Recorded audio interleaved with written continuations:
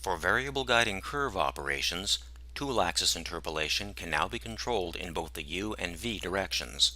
This provides better tool axis control, which can result in smoother tool paths and better surface finishes. In this example, tool axis interpolation is currently controlled only in the U direction.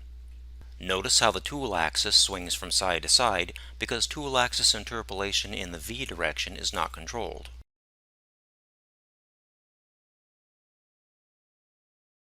The U and V control direction option is new. Tool axis interpolation is controlled both in the drive direction and across the pattern.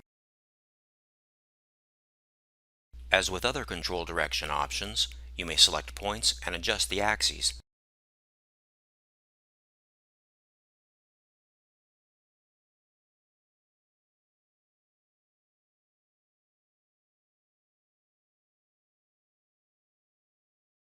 The result is a more controlled tool axis.